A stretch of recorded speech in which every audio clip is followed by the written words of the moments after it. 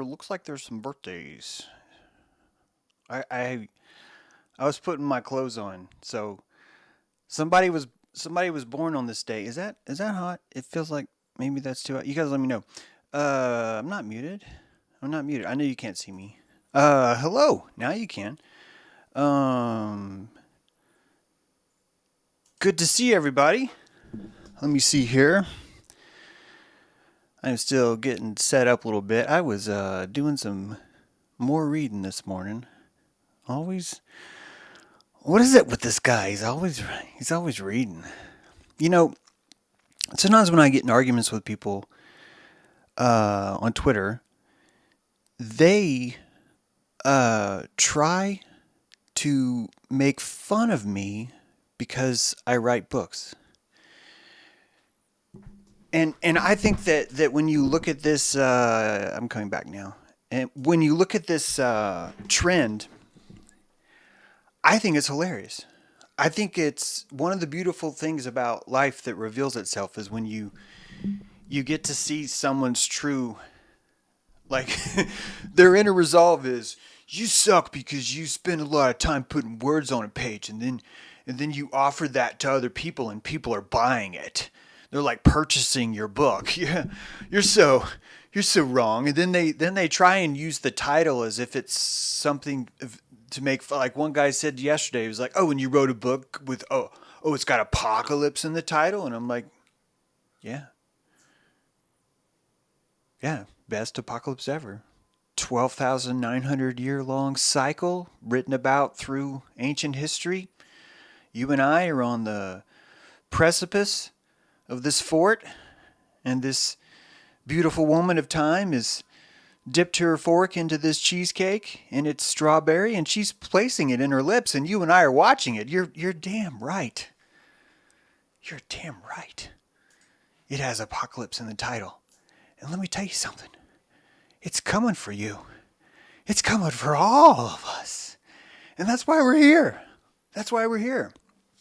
I really want to encourage everyone to enjoy the show today, and so why don't we do that? Now, we've been talking a lot about all kinds of stuff, right? This goes back to episodes, I don't know, almost 10 episodes ago. And I regretted that we had to end the show exactly where we did last time, but we were really pushing on this ark idea. And I want to talk today about the birth of Noah. And to get here, you really have to have, you really have to have been watching our previous shows. Some of you are going to see one example of something here, and you're going to think, oh, well, that's just one example, so what, are you writing a book or something? Oh, you're a book writer now? Are you like a writer or something? I'm like, what do you do? And he's like, I'm a certified public accountant for the state administrative board, working for the outlying right? Anyway, it's arguing's fun. It's better than war. Actually I haven't been arguing a lot, but I did make some thoughts about the. Let's stay focused, James. You got a huge show, and make sure there's get your pages off my damn dirty. Okay, good. Everything's working well, and so, if you don't understand the show, dude, you got to watch my other stuff. To get us kicked off here, I want you to. I'm putting a planet on the screen. That's how important this idea is. Is that I want you to actually think about this planet. I want you to pour your plasma into this idea that there's a planet. And that planet's called Mars. And that you have to colonize that planet.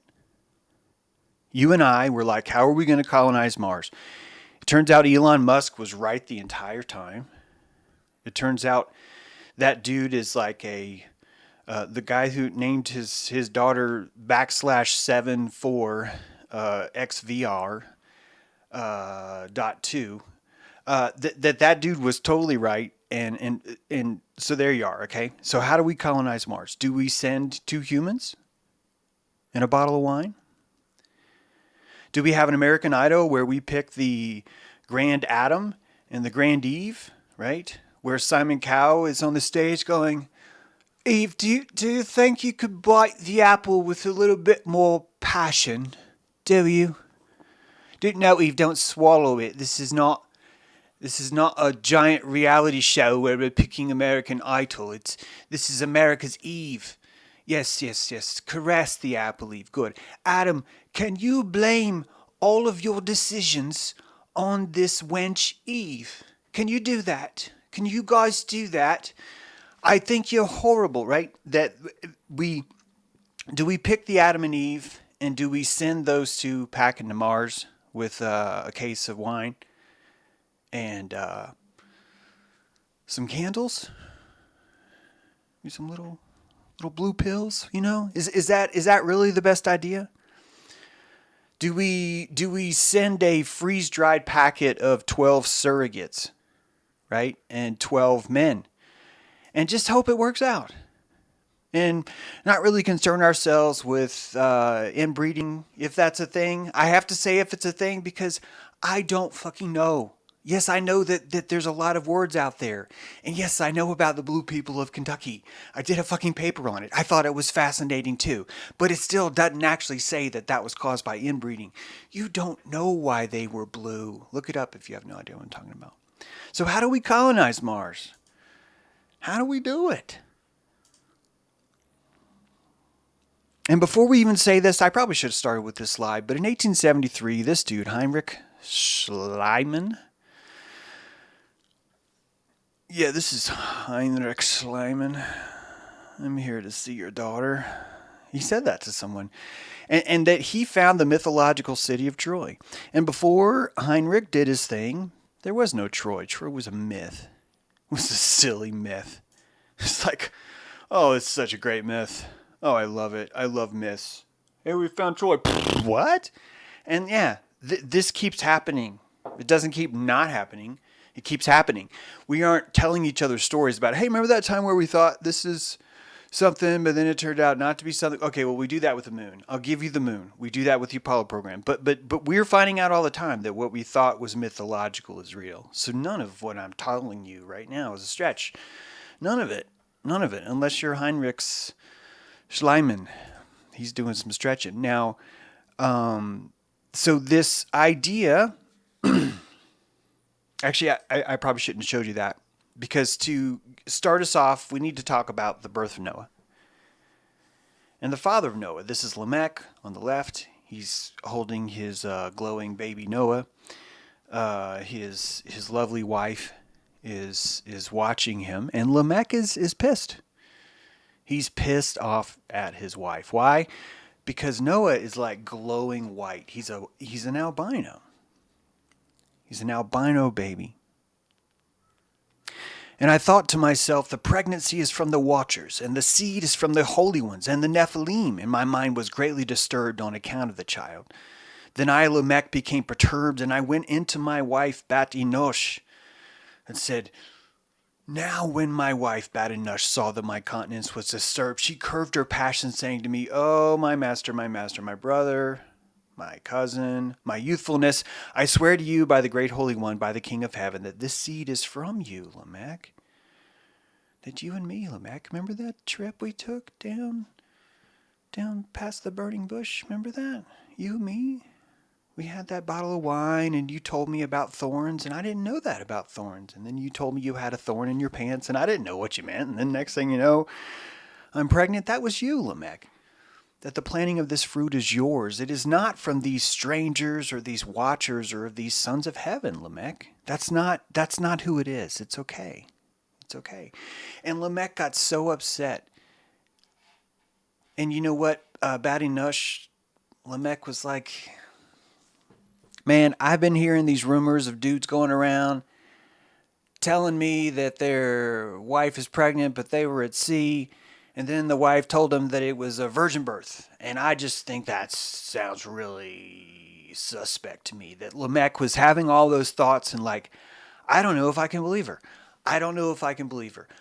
Me and my wife, Bat, we do not have a strong emotional relationship. We don't like check in with each other. And so I have some trust issues with you. So Lamech goes to his father and it's like, dude, I'm about to kill this bitch. She's been sleeping around.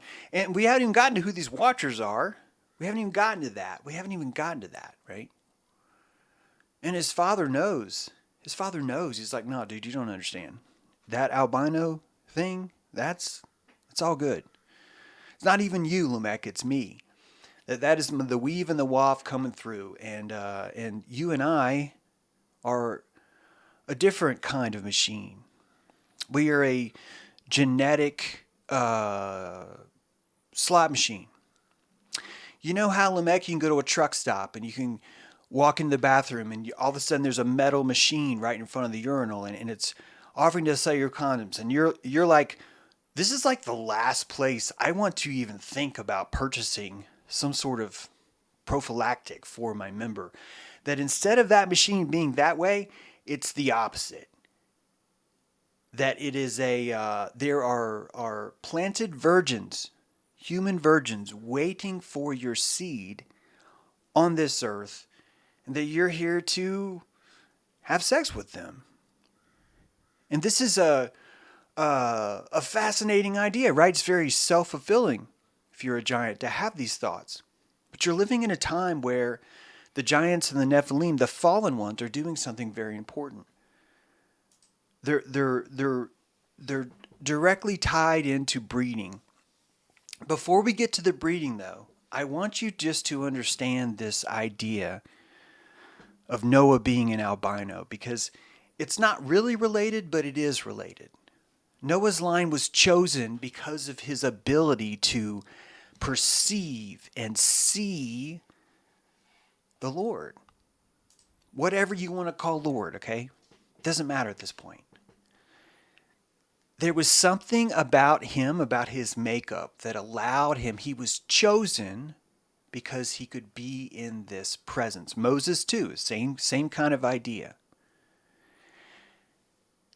The mechanics of your first eye, the thing that actually perceives reality inside the center of your skull, the hanging sonar dome, that hanging sonar dome, that needle on the record of what you perceive, right, is being routed through your amygdala. I feel like you guys are repeating it because I say it all the time, but it's being routed through your amygdala, back to your occipital lobe, and then back up through, filtered through the amygdala from an emotional temperament standpoint before it comes down to paint the picture into your eyes. It paints the picture inside of your eyes. And that process is run by melanin and dopamine. Melanin is the black ink that you know about. It's actually not black, but that the ink, it gives you the coloring of your skin, but also the coloring of your eyes. That the reason why your eyes are that color is actually because of melanin and the shape. The crevice of the nautilus of your iris creates that color that it is. It's not a dye, it's a shape.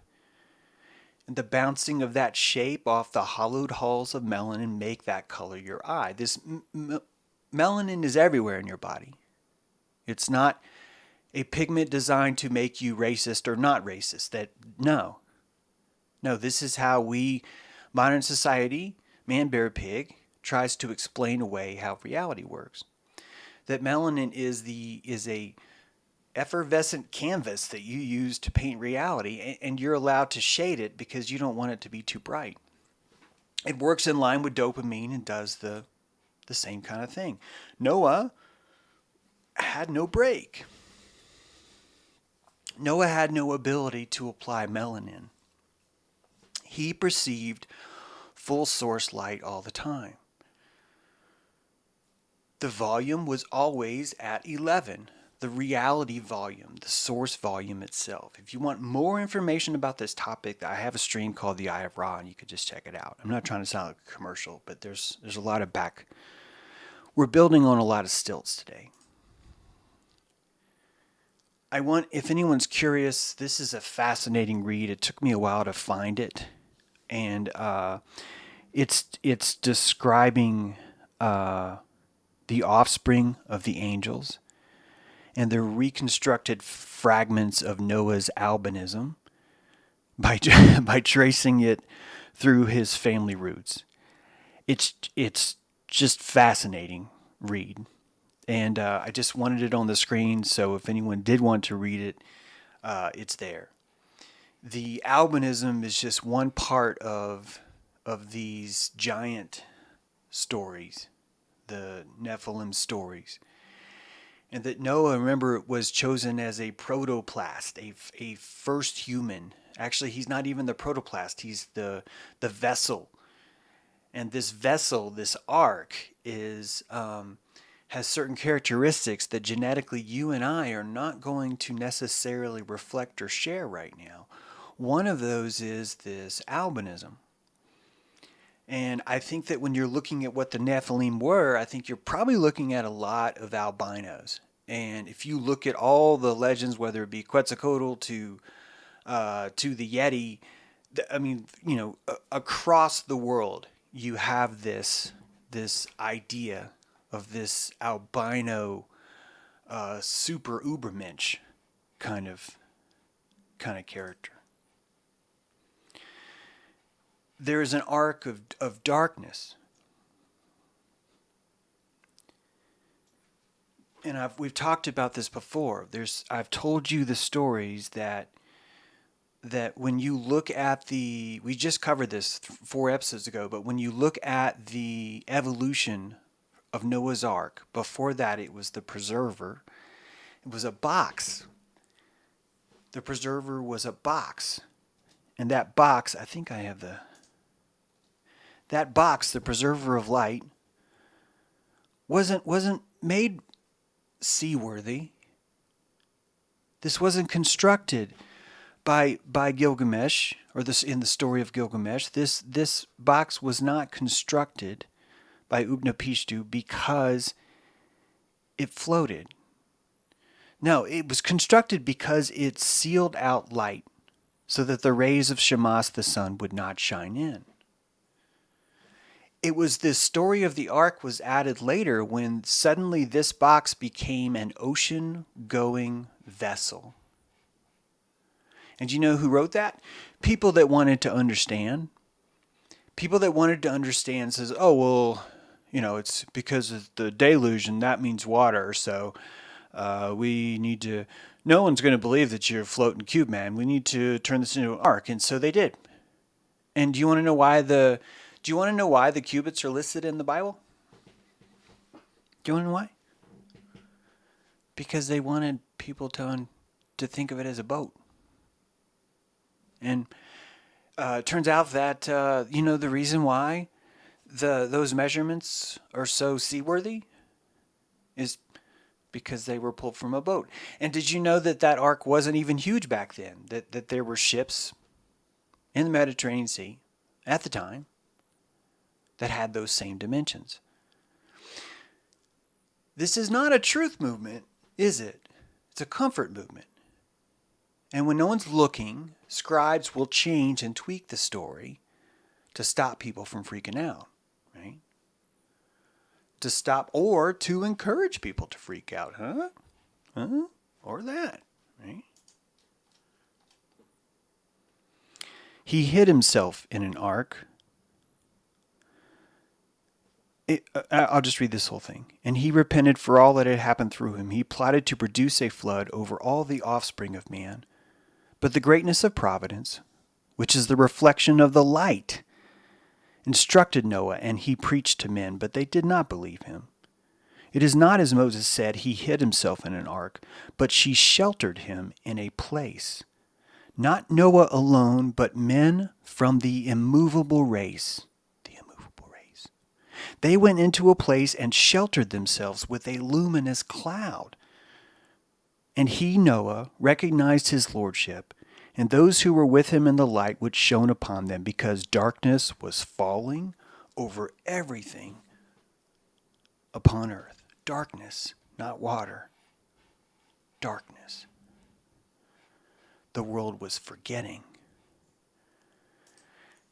And it forgot a lot. Oh shit, I thought this was up. I'm so sorry. Man, I'm sorry.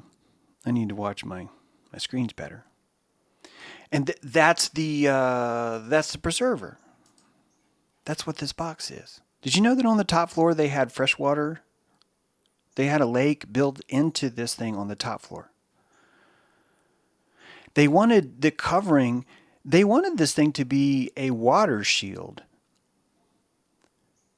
They were blocking out the incoming darkness and sustaining themselves inside a shrine of light that was only inside the box. They could not have the light go elsewhere. Light and source is information. Source. Your pineal is reading that source, and it's painting it as sound later. It's painting it as color in your eyes later. Right? All those things are happening later.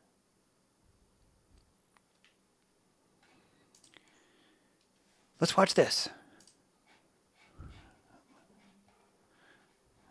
Got to get the volume on.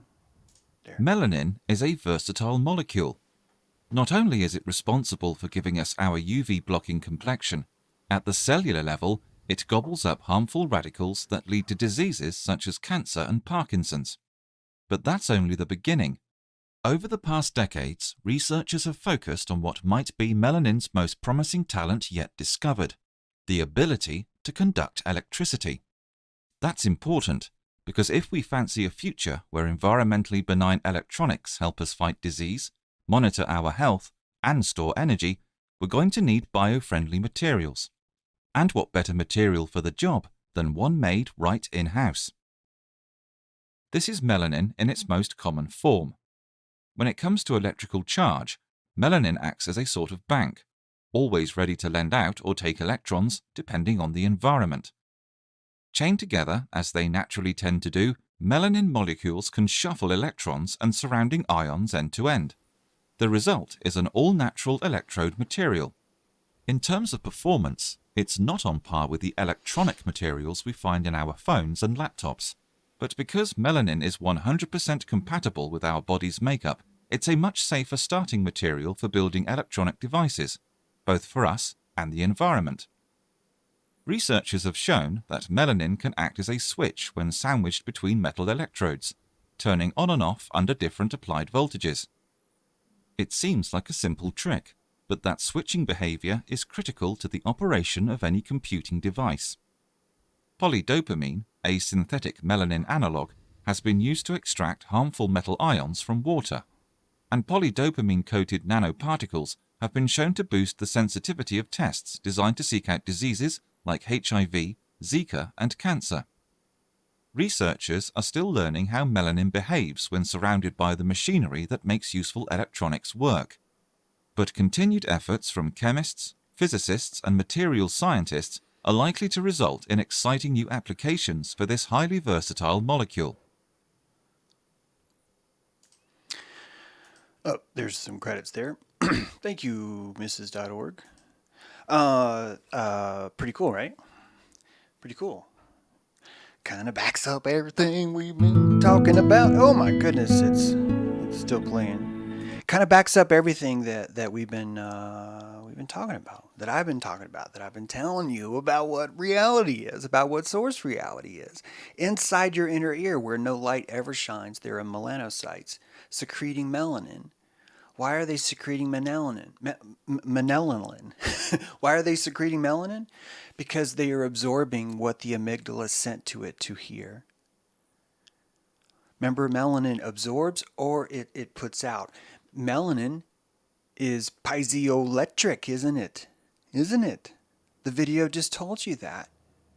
Source information is absorbed inside the squid's ink of melanin. It's hidden from you because your amygdala said, if you show this to this dude sitting in the cockpit right now, he's going to freak out. And he's probably going to poop his pants. And this really going to be embarrassing. And I don't think he's going to recover. So let's not show him that. Let's just turn that down. And your body's like, no problem. No problem. I will secrete some melanin. I will just simply secrete melanin. There, I've squirted melanin out of my melanocytes. Now he cannot hear the breathing of God in his ear going, hey, you going to eat that? He doesn't hear it. And that you and I would have to have that because we would freeze. During the first son or the second son or the third son, when they made Adam and Eve, they didn't have melanocytes. No one had thought about it. And all these Adams and Eves were running around. Then God's like, hey, I'm going to go say hi. And they're like, okay, cool, that'll be cool. I'm going to watch. And then they're watching. God comes down and it's like, hey, guys. And everyone just falls over and faints. They're freaked out. You just showed them your manifestation of God. They can't fucking handle that. So this melanin thing was created to do this. And this is why your friend is like, yes, I'm on my 4th booster. And there's no debate about the efficacy at all. Are you kidding? No, if you think there's a debate, you're just a stupid head who writes books that have the word apocalypse in the title. You must be stupid because you're tracking the great circle that every civilization that's ever been here before is written down. Right? That's melanin. That guy's not stupid. That guy has more melanin than I do. He secreted more melanin, like pop, pop, pop, pop, pop.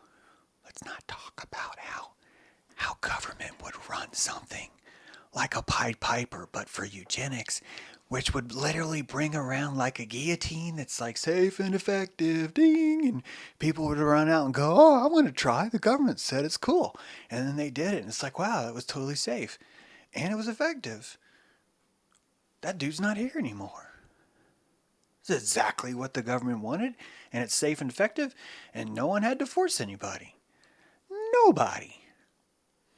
They're breeding out the melanites. They're breeding them out.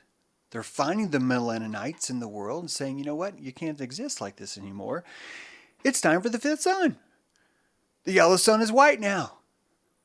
You're not going to like it here, so we're going to give you an exit to leave.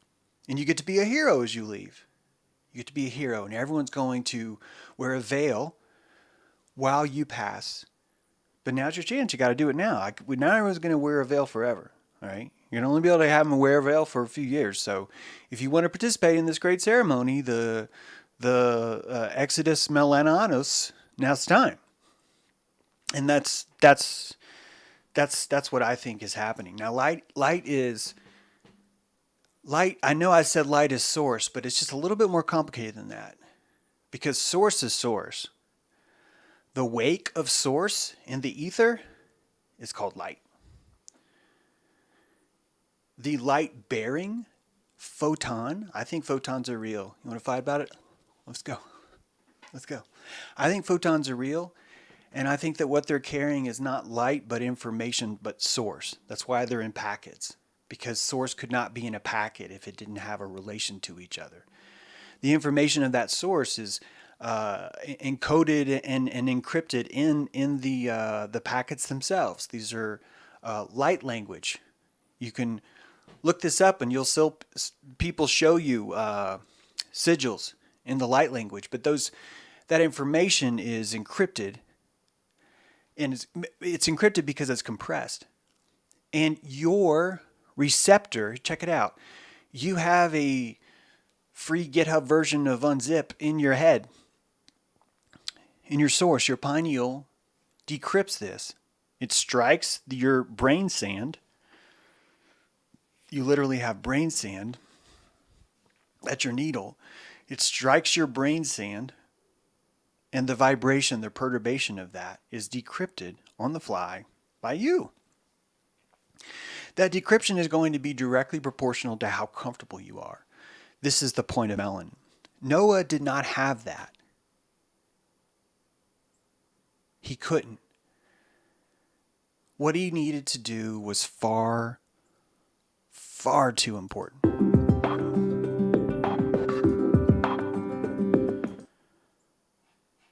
We are talking about 100% pure, albino source reality, my friends. Oh yeah. No melanin. Uncut. Unfiltered. And this is horrible. The people that are seeing this kind of world we would call them giants. We would call them giants, wouldn't we? We would, and I mean giant in the derogatory way that it was meant biblically. Look at this giant over there, tapping into that sweet albino source reality. You know, he's dangerous. He's coming in here, taking all our women. He lives 800 years. Jeez, man. Damn, this dude. So which arc is more plausible, my friends? Which one? The Fisher-Price one, where it's like, yeah, we need two. Now, you meerkats, you sure one of you's not a homosexual? And one of the meerkats look at the other. You sure? Now, look, I'm not here to judge you, meerkats. I'm not. But you can't get on the ark if you're a homosexual. Well, how is that not judging me? How in the world is that not judging me? Okay, so you are homosexual. No, that has nothing to do with it. Hypothetically, how would that not be judging me? It's like, look, I'm not judging you. But you're going to be asked to perform a certain duty when you're on the ark with the other meerkat. And if you are not down with the hoo-hoo, we're going to have a problem. So I know this feels bad. I know it feels like I'm discriminating against you, but we don't have room for no gay meerkats. We need you to be like the John Holmes of we're looking for the John Holmes of meerkats here. I don't know if that's his name, John Holmes. We're looking for the porn star of oh God, what is that guy's name? Oh God, he looks like Andre the Giant with the rubber bands in his head. Ron Jeremy. We're looking for the Ron Jeremy of meerkats here. You sure you got what it takes? Is that story more likely? Is that more plausible? 2 by 2? Or is it more plausible to read that scientists have been creating chimeras in the lab for decades? And that the human-monkey chimera is real? And I want to remind you all that The fact that science is now telling you that they had to go to great lengths to make a human monkey chimera, the very definition of chimera means two different species combined together, okay? I don't mind you thinking that you're a monkey. I don't. But it just gives you so many excuses to be like, oh, anytime I touch myself, it's evil, and oh, I have this ego that I have to strangle when no one's looking in a John. And oh, I have to put off my life and harpoon it with several appointments throughout the day that only last from 9 until 5, at which time there's an hour in between that's precisely around the noon, in which I will take a lunch because I will always be hungry then. Because that is my feeding time. And it's not a rope, it's a tie, right? That those same kinds of people have been rewriting this history forever. And just like the mythical city of Troy, we've been creating chimeras in the lab, not for decades, for eons, for millennia, right? For that long. That's how long we've been making chimeras. And you came from the Ark of the Chimera. You did. And you, all of you did. I remember I saw you there. Remember we were having to pee in the corner? And we thought it was hilarious that we were peeing inside an ark when there's all this rain outside, and we're like, why can't we go outside? But then Noah gets all freaked out, and that albino freak is already freaky enough, but he's like, no, you can't let the light out. The luminous cloud is keeping us alive, and if you let the light out, it will die, so pee in the corner. Remember that? Yeah. That was us. And we came from this Ark of Chimera. So let's not pretend that we're not the bastardized children of the giants. This chimerism is very real. It's very important. It's very crucial. And it's giving you gigantic clues. You see that pun there, gigantic? Gigantic clues about who and what we are. Chimerism isn't even unnatural. In fact, there's no way that we'd be able to survive had we not participated in these kinds of things. They traced corn back to the genetic roots of corn, back to the humble shores of Honduras. And the corn that they found was sort of like the bastard stepchild of a wheat that had the strange propensity to place its fruit on the outside. It wasn't even wheat. And they're able to look at the genetic code of that piece. Some of you don't believe in DNA, which is totally fine. Forgive me. Correct me in the comments. Please actually educate me. Prove my lips. But that they found the genetic root of that, and they saw how it became more and more complex, and it led them down a path leading to maize, what we see now. And they noticed that, well, wait a minute.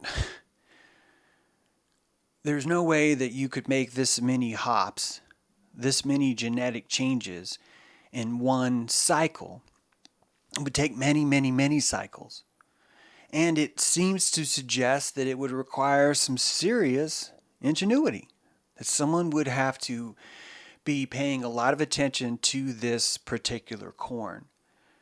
In fact, even preserving it, because this is a 200,000-year-old progress with numbers in the green the whole way, the entire time.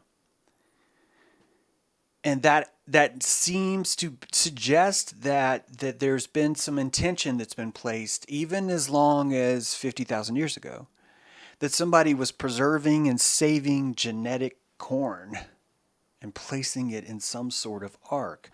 And you and I don't know what that ark would be, because we are just learning. We've just learned how to make a monkey man. We just learned that, like last week, right? We can now make a human monkey chimera.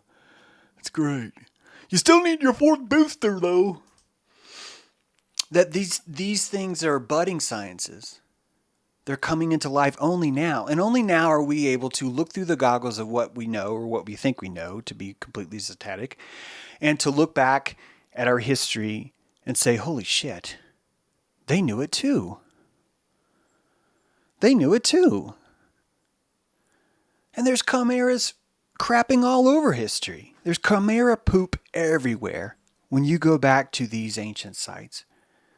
And I used to believe, yeah, it would be easy for a dude to like have a story of like, hey, you know what? It'd be cool if like a lion had boobies. That'd be sweet, man. You know, I'm a liar I'm the dude that plays the liar. I'm a minstrel. I'll say that. I'm a minstrel. A minstrel. That's weird. A minstrel, like his wife is like a minstrel, minstress. Anyway, I'm a minstrel. I'm going to sing a song about a lion with boobies. I think everyone in the bar would love to hear a story about a lion with boobies and wings. Be great. And sure, I used to think that that's how these stories, and it could be, but it could be something else. It could be something else that would point to the fact that we have 200,000-year-old corn. It would point to something else because there's a giant plate off the coast of Taiwan that is clearly a rock quarry. It's about a mile underwater. That there's beach sand found on the shelf of what is possibly the city of Atlantis, but that's 2 miles down. That all these things are definitely suggesting that there's a lot going on. You and I find Paleolithic seashells in Ohio, right? And that you and I have just learned how to make monkey men, chimeras, in the lab. And that you and I are living in a civilization that's probably going to be learning more in the future. Probably going to be learning a lot more. And that this idea of chimeras isn't necessarily outside our realm, outside our wheelhouse. These guys are pretty common.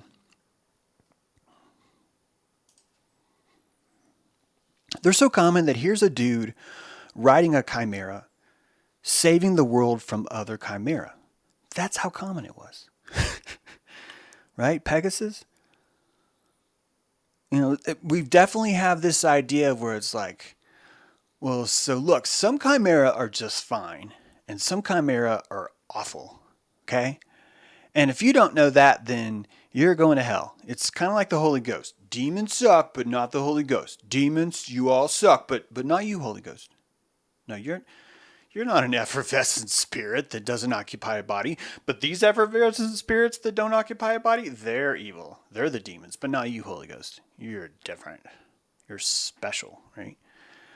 We have that same idea with chimeras. And if you think about, well, if this idea, because of the gay meerkat, because of little Jeffy, the gay meerkat, who's not the Ron Jeremy of meerkats, what else, how else could this ark function? And you suddenly look at that chimera and all of a sudden this light goes off. Ding, ding, ding, this light goes off. Well, wait a minute. What about the Nephilim? Here's a quick map from Randall Carlson showing you that every time we approach the cusp of Leo, like big shit happens. There's like a massive reset. And then it moves and you'll go through another 6,000 years. And if you're lucky, the age of Taurus won't get you, but it probably will. And then when you head into the cusp of Aquarius, it's going to happen again. And it's going to happen again at Scorpio. Now, Scorpio is the eagle. If you take that as, now look at what we just did. The Great Sky Clock doesn't just have the time, it has an alarm. It's showing you that whenever it enters the house of Leo, whenever it enters the house of Taurus, whenever it enters the house of Aquarius, whenever it enters the house of Eagle, all of these are the chimera. The four corners, we've talked about this figure a lot, right? Lamas, I think it's called Lamas or Lamuk or something in Sumerian, right? The eagle, lion. Remember the Notre Dame's episodes we did? Pretty sweet, right? Remember those? Same dudes, right? On the 4, remember, gold line missing. Remember the cherub? Story of Enoch, right? Encoded into the mythology is the actual information that there's an alarm that goes off every 6,000 years. Some of you are going to want to secrete some melanin for what I'm about to say, but right now we've just entered the age of Aquarius. And we're watching something big happen right now, right? Well, you writing a book with the word apocalypse in it? God, that's so stupid. Why would anyone write a book about apocalypse when there's like 250 million years of history backing it up? Oh, you're so dumb for writing a book. You wrote 5 of them? God, you're like 5 times dumb. So you'd have to create this genetic ark, wouldn't you? You'd need an embryonic dispensary, right? And the sole goal of that embryonic dispensary was to populate the earth. You'd be creating a carnival of giants. And literally, this is the archetype of the Baphomet. I don't write these things. I report them. You know that. I did no work. I required no glue for me to take the head of the Baphomet off and stick it on top of Noah. No work was required at all. You know what? That shit was magnetic. It doused its way together.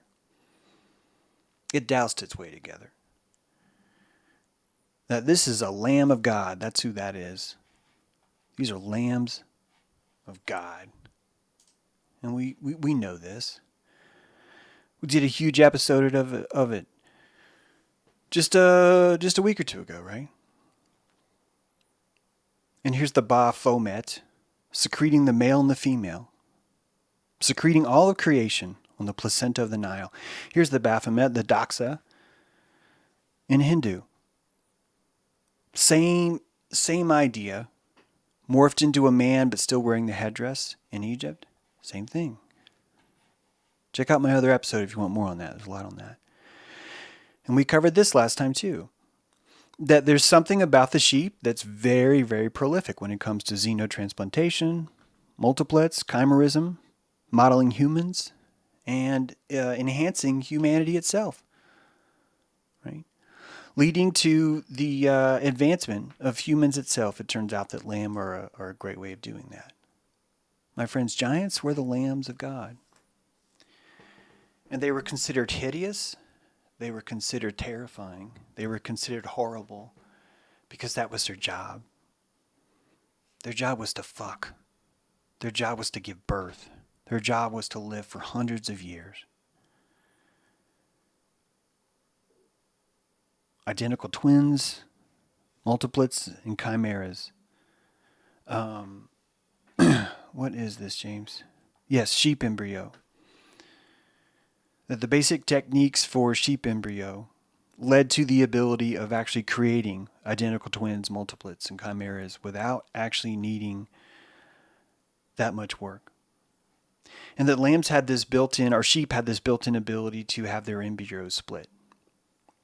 It was an economic shortcut, kind of like how maize is already there, an edible kind of corn. And imagine this ark of chimera spitting out all kinds of horrible things. All kinds of things in its desperate quest to populate the earth. Does it want to do it neatly or does it want to do it quickly? Why would it need to do it quickly, James? Because there's a timeline, dummy. Right? I should have said silly. There's a timeline, silly. There's a timeline. We cannot afford to do this without applying some calories. We've got a window here, people. And if we want to grow a fresh crop of humans, we may only have 6,000 years. If we're lucky, we might have 12,000. Clock is ticking. Clock is ticking. So what do? You unleash the Lamb of God on the land. And it probably was hideous. It probably was scary. It probably was terrifying. It probably was exactly as they described it. Did you know that the older a woman gets, the more likely it is that she will have twins. Not only twins, but she might have triplets, she might have quadruplets. We've known this for quite some time. That women are more likely to conceive fraternal twins once they reach in their 30s. This is, they claim, because of an evolutionary response to combat declining embryo viability. But what if it was something else, my friends? That what if twins, having twins, having twins, having twins, having twins, having twins, having twins would be prolific? And you know what would make it even more prolific? Because of this fact that they're more likely to have twins? What if we made the women not just die at 60, but they live till 700? That these giants, these 700-year-old women, were spitting out quintuplets after quintuplets after quintuplets, walking through the fields, just plop, plop, plop, like pumpkins falling in the dew, right? And that's exactly what you would need if you were spawning the earth with the Lamb of God. And the entire time while you're spawning the earth, the entire time, Adam is telling his children in the book of Adam and Eve, he's telling them, hey guys, you're going to go out, you're going to have a good time, you're going to fuck, you're going to proliferate, you're going to have a carnal vol, and then a lot of you are going to die. You're going to die because you're not right. And the reason why you're not right is because you're not supposed to be right. You're supposed to be here to do the carnal spreading. That's your job. And we can't have you wandering around for 700 years. Dude, you don't need to be here that long. You don't. And so you will be fallen genetically. That every time you have a child, that child will genetically be limited. Just like Dolly the sheep. Dolly lived half her age as a artificial sheep. A GMO sheep lived half as long. And the Nephilim had this same thing. See last episode for a lot more information about what I just said. But this twinning is fascinating to me. This Nephilimic twins. Did you know that in Sparta, their first rulers were twins? And that country had a tradition of only allowing twins to be their leaders. And if you think about this carnal spirit, that having twins would be a benefit. That it would be easier to spread the seed, to unblock Noah's Ark through twins. And so we have this competing ideas, don't we? On one side, we're like, oh, twins are so great. They're like in charge and they found it all. So they're Oceanus, they're the Titans, right? All this mythological history of twins everywhere. They founded Rome, everything. And then in the same token, we're calling them the devil itself, the fallen ones. The horrible, the word for horrible ones was giants. And that they were made to fall because they were here to plow the fields. Plow the fields. He just said plow the fields. Yeah, exactly. It's exactly what I meant. They were here to plow the fields. I want to remind you all, the cervical rib in the humans was a key innovation in the success for gigantism. And that the 8% of larger part of the vertebral column is reinforced by having this cervical rib. And that many vertebrates, including reptiles, is a normal part of their anatomy to have this extra rib. And that these are the same things that had larger heads, that had larger bodies, a body that could live 700 years, right? A body that could live 1,000 years. And that, as I showed you last time in that timeline, consistently degrading every generation. Every generation is degrading. Now imagine what that felt like to know, wow, I'm not even going to outlive my father. Damn. And my kids, they're not even going to outlive me. Of course you'd feel like a fallen one. Of course you'd feel that way. And you know what? It would make you want to have carnal sex more, maybe. Maybe not. Who knows, right? The protoplast. Finding the protoplast is difficult in nature because there's only one protoplast. This protoplast is this idea of the first formed. Adam and Eve, right? Noah, would you consider him a protoplast? Adam Kadmon, Lilith, right? The origin species. All of these origins have this twinning notion, this first notion. And the same twins are found on in Native American lore. This figures on the right here, and that you have this same chimera built into so many of these totems. The chimera is everywhere, my friends. This is from our last episode, not the last, but an earlier episode. But the idea of Adam, the sun and moon united, the symbol of the Baphomet itself, the sacred hermaphrodite. That these symbols are truly responsible for the splitting of Adam and Eve. And that the hermaphrodite is a real thing. It's not a construct. We know that. The Chimerism proves that even. But isn't it interesting, though, that we always have to split this atom? That the atom Kadmon is the hidden atom, the potential atom. The atom Cassia is the hidden atom once it's split from the potential of the Kadmon. So the Adam Cassia and the Hawa Cassia, that's the Adam and the Eve split from the Edom. But you still have this Adam Pagria, the bodily atom. And then there's all these stories about, wait a minute, so there's Eve, but then there's Lilith too? And do you want to know who Lilith is? Lilith is the split of Eve. That's why Adam had 2 wives, but only one. Right? That's why there are 2 Adams.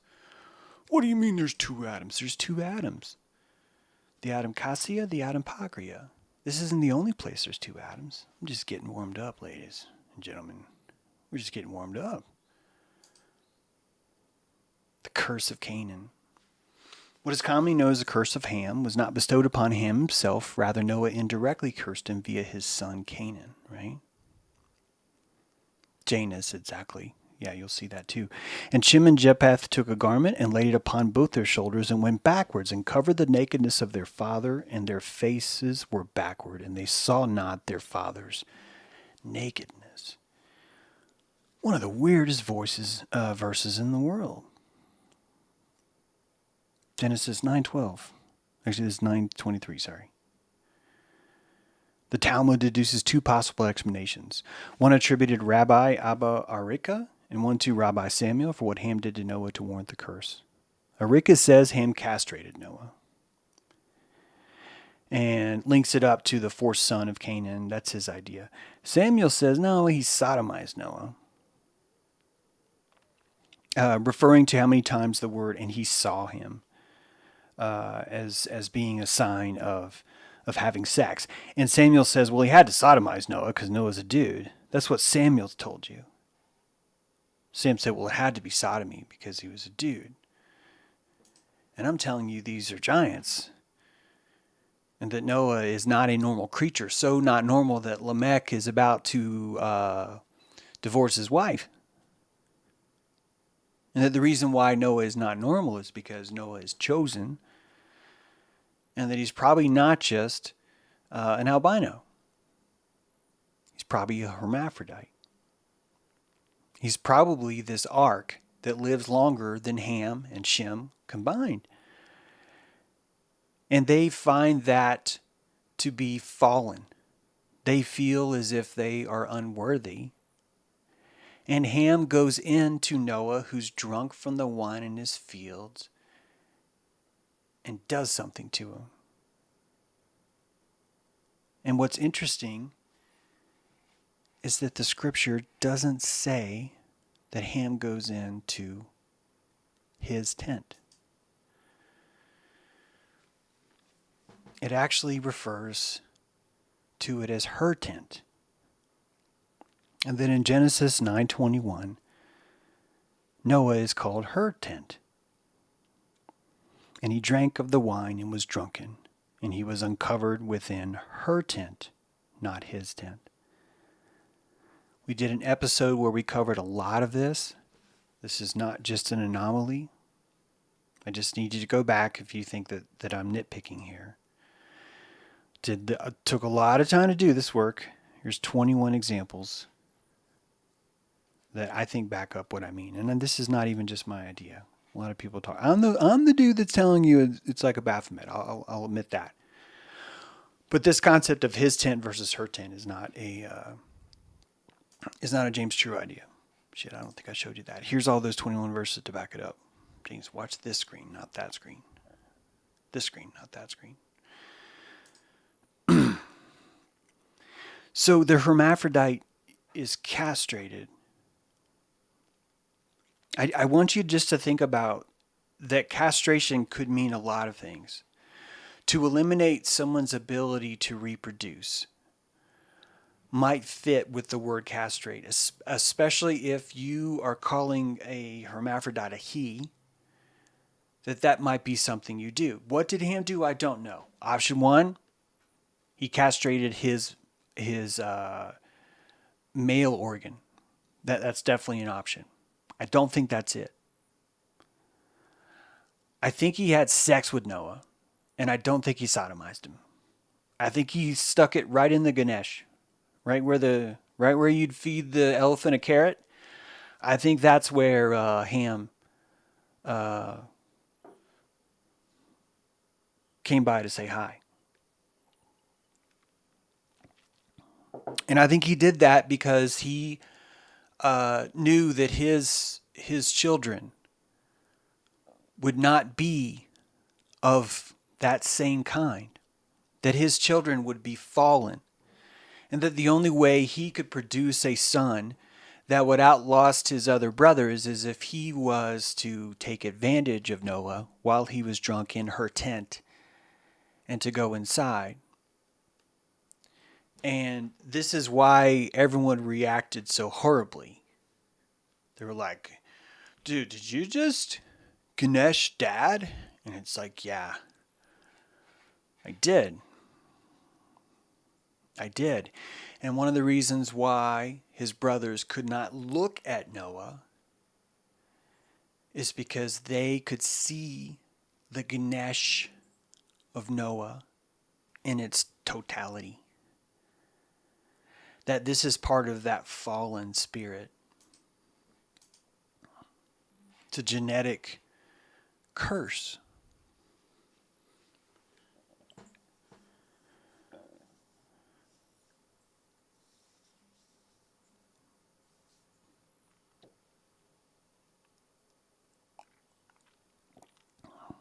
There's this argument. I'm sorry, I'm not sure how to even word this, but there's this idea that Noah has a fourth son. And I think this proves, like, without a doubt, what I just told you. Because sometimes the Bible treats Canaan as if it's Noah's son, and sometimes the Bible treats Canaan as if it's Ham's son. And if you take the story where Ham goes into Noah and drops his seed inside Noah's Ganesh, that now you have a case where Canaan is both Noah's son and Ham's son. I don't mean to toot my own horn, but what I just told you, I don't think anyone has ever thought of that before. I know that sounds really arrogant, but I just, for what it's worth, this show has cool stuff in it. And sometimes you don't know it's cool because maybe you don't know what's been said and what hasn't been said. I probably shouldn't have said that, but I just, if I had like an applause sign, I would like flash it just then, because the fact that there's this confusion over, well, whose son is Canaan? Is it Noah's fourth son or is it Ham's son? It's just completely answered in this idea. I'm not saying it makes it true, but man, it's fucking fire. I'm telling you, it's really, really profound. God, that sounds arrogant, James. Shut up. This fourth son kept, it really took off. This unnamed fourth son, they claim, refused to come aboard the ark and instead climbed a mountain and was drowned by himself. That this fourth son has a lot more prolific history in the Quran. Why? Because the people in the Quran weren't trying to clean the stuff up so much.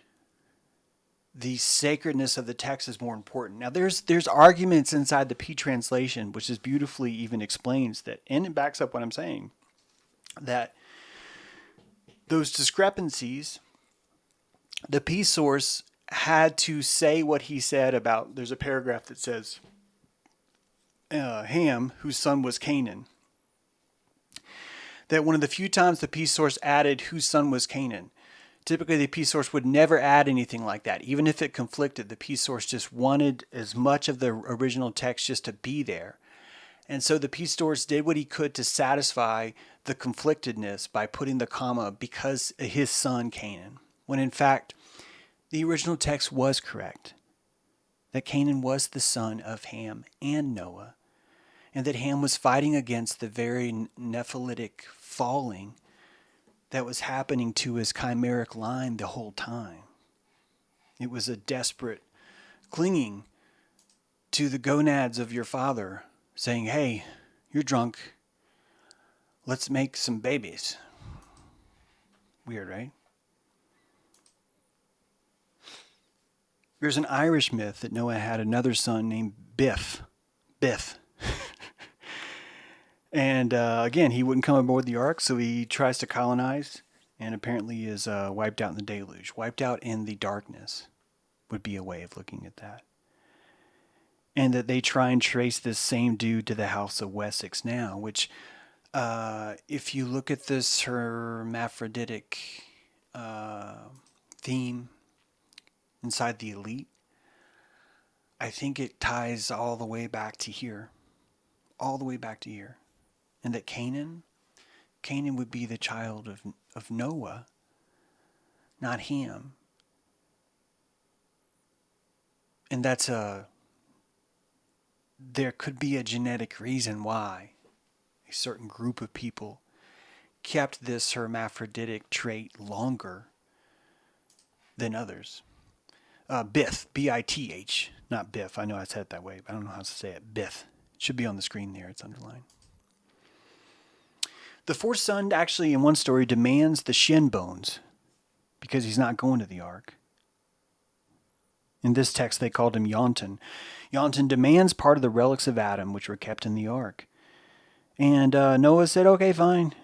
You're not coming on the ark for whatever reason, but here's the Adam's shin bone. There's this. These are giants and they're terrible, and at the same time we venerate them and we need their bones. And this whole fetish we have for relics, most of the time actually encapsulated inside the pulpit itself. These shin bones of Adam. Because we knew it was the last remnants we had of living 800, 900, 1,000 years old. This is the last chances we had at being that. And doing those things, right? Lamech, Noah's dad, was 188 years old at the birth of Noah and lived for another 595 years until the year 777, 5 years before the darkness or the flood. According to one legend preserved in the Babylonian Talmud, God cursed Ham because he broke a prohibition on sex aboard the ark and was smitten in his skin. According to another, Noah cursed him because he castrated his father. What I want you to see here, read between the lines. Ham broke a prohibition on sex aboard the ark. That before the ark was built, the story is told that Noah was overcome with impotence. That for 100 years, or I think it was 100, Noah had no interest in sex at all because he was supposed to focus on the ark. And that would be the closest way you could interpret the idea that Before Noah, there was a time when sex was not how you procreated. And that when you entered into the ark, the children that would come forth from the Ron Jeremy Mercats and everyone else around would bequeath those that would have to have sex in order to procreate. It was breaking the prohibition on sex is the same way as saying you now need sex to survive. That is what is required of you.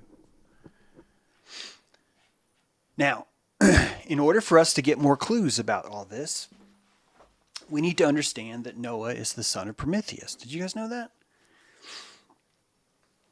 That Noah, I didn't actually know that Deucalion, Deucalion, is it Deucalion? It is, isn't it? Deucalion was the son of Prometheus, but Deucalion was Noah.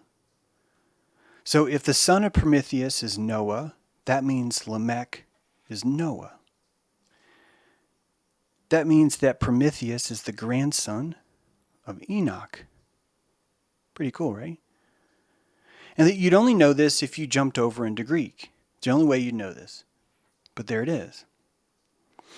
That Deucalion, I think that's how you pronounce it, that Deucalion built the same ark, did the same thing. It was a chest, by the way. Still couldn't see out. And he was the son of Prometheus. Right? So Lamech is Prometheus. Noah is Deucalion. This starts to open the story up more. Because the story of Prometheus stealing fire becomes something much more. The chimera of Prometheus split into Epimetheus. That it is known that Epimetheus, which is the brother of Prometheus, remember the twins? Okay. Epimetheus, the brother of Prometheus, is called by many to be the first man. And that Pandora is referred to as the first woman. And that Pandora, Epimetheus, if you remember, was tempted by Pandora. This is your Adam and Eve. But before Adam and Eve, Aedom had to split. And the splitting of Aedom was Prometheus and Epimetheus. Prometheus, the word means forethought. Epimetheus, the word means afterthought. You're looking at the first Janus. And in these stories, Prometheus is called the maker of man. And in these stories, Epimetheus is called the maker of animal. Epimetheus ran out and made all the animals first. And he gave away all the gifts of swiftness, cunningness, camouflage. And when Prometheus had made man, he had no fur to give him. He had no feathers to give him. He had no speed. He had no hooves. And so Prometheus, feeling bad, gave him fire. He gave man fire. Fire is immortality. It's immortality. Epimetheus fell through his temptation for who? Pandora. Epimetheus and Pandora are the Adam and Eve that you knew before this stream. Prometheus is the Aedom, the combination of forethought and afterthought. The Promethean model of what we think is really the combination of the twins, Prometheus and Epimetheus, the chimera of those two as one, before the split. From bones to stones.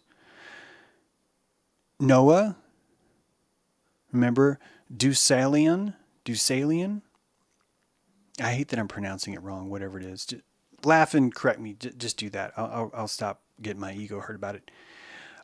Bones of their mother must be cast behind them. What's interesting about this creation story is that it is the story of Adam, but there's something really, really important. I think it's on the next slide. Prometheus stole fire back from Zeus. Further enraged, Zeus sent the first woman to live with humanity. Sorry, this is here it is. Here comes the slide. Okay. Sorry, guys. Deucalion had to make man, and the story goes that he threw stones over his shoulder, and that the stones were the bones of their mother, and that by throwing them over their shoulder, you reproduce. Now, Eve is the Pandora, and she was made out of clay by one of the Titans. We talked about him a few weeks ago. Hephaestus made Pandora, and from her a race of female kind. He literally made, what is the box of Pandora? That beautiful box. You guys know what that box is. We spend our lives looking for that box. And that's the protoplast of Eve, Pandora. The vessel for the end for the end of prohibition of sex is that box. Noah split into two by the children of Prometheus. You can read this and I think see more. Once the deluge was over and the couple had given thanks to Zeus, Noah, said in several of the sources to have been age 82 at this time, consulted an oracle of Themis about how to repopulate the earth. This is another ding, ding, ding, new point. Here comes a new point that we haven't found yet. Feel free to correct it if you think it's wrong. And he was told to cover your head and throw the bones of your mother behind your shoulder. And understood that mother is Gaia, the mother of all things, and the bones to be rocks or clay. They threw the rocks behind their shoulders, forming people. But check it out. Noah's wife, Perah, when she threw the bones of the rocks over her shoulder, they became women. When Deucalion did the same, they became men. And who did they consult? But Themis, the oracle at Themis. And the oracle at Themis is the symbol of justice that you see today. It is the balance of the scales. But my friends, those scales are sex. This is the male and the female. And the justice, the splitting of the male and the female, is literally Prometheus becoming Themis. And that's why justice comes from the goddess of law, Themis. It is the splitting of the male and the female, the exact same thing that happened here. Epimetheus afterthought, Prometheus forethought. Noah. Why would Noah need to consult the goddess of law about how to spread bones? Because this isn't the goddess of law. This is that splitting. The cleavage, the mitosis of your genesis. The taking away of immortality. And Prometheus stealing that immortality and giving it to you. How did he give it to you? He hid it inside the genetic code of a fennel stalk. Prometheus stole fire back from Zeus in a fennel stalk and restored it to humanity. This further enraged Zeus, who sent the first woman to live with humanity. The woman, a shy maiden, Pandora, was fashioned out of clay, and Athena helped to adorn her properly. From her, the race of women and female kind. Of her is the deadly race. Hear that? Deadly race, meaning immortal race, and tribe of women who live amongst men to their greater trouble. That man now must soil and toil to find woman in order for him to have his fire of immortality. He needs the woman, is what this is saying. And it proves it even more because for his crimes, Prometheus was punished by Zeus, who bound him with chains and sent an eagle to eat Prometheus's immortal liver every day, which then grew back every night. Zeus was attacking Prometheus's immortality, wasn't he? He was punishing him for his immortality. The light that Prometheus brought you is this hermaphroditic, immortality. The fennel plant produces a hermaphrodite flower with both male and female parts. Fennel is known for its invasive nature as it will reproduce from both root crown and seed. Fennel is one of the richest sources of DLK1, which is one of the key genes involved in the development of what? The liver. And this same DLK1 has been used in genetic testing because it's giving huge implications for the importance of sheep production. That when we give sheep fennel, we have a better ability to produce twins, to produce multiplets, and chimera. That fennel, not making this up, that fennel encourages chimerism, encourages the proliferation of your liver, the very thing that is attacked. And you know what's just freaking fat? Whoa, what did I just do? Oh shit, did I just close the stream? You guys there? And what is, you guys are there. And what is cool about the liver? The liver has a unique capacity among organs to generate itself. A liver can grow to a normal size even after up to 90% of it has been removed. But the liver isn't invincible. Many diseases, this is Pandora, and exposures can still harm it now. So Zeus inserted Pandora to stop the liver even when it's able to reproduce itself. The liver is the only organ that can do that. There's your immortality right there, my friends. The liver. Now, you tell me, when Stan and Cletus were writing the old stories, because they're mythologers, right? When they're writing the old stories, do you think that they were seriously, what's a good thing? What's the good archetype for like immortality? It's like, think fennel, that sounds right, and liver. It's like, well, how do you know that? It's like, I'm just making them up. I spun my wheel of organs and it landed on liver. These are ancient ways. The Ark of Chimera is an ancient memory inside your bones. It's there. It's there.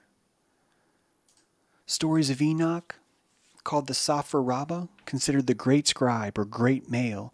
If you remember, we talked about Hebrew, the who, he, and the meaning of male, that male itself means to remember, that the Hebrew letter for male means to remember, and that Enoch was considered the great scribe, and God took him and brought Enoch back into the enclosed garden. Why? Because he was the great scribe.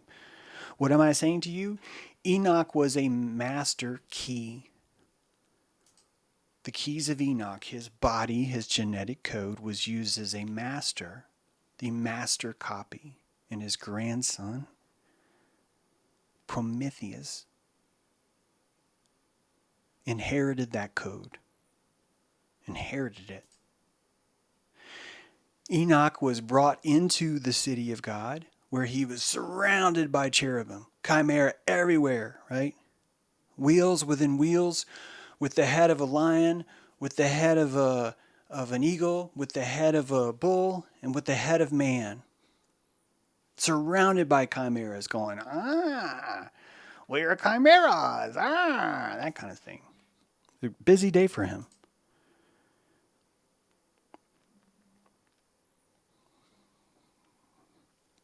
We're making human monkey chimeras right now. I already said that. We're going to have to get to the forward world. We're going to have to get to this is a teaser for next time. We have dojo in 5 minutes.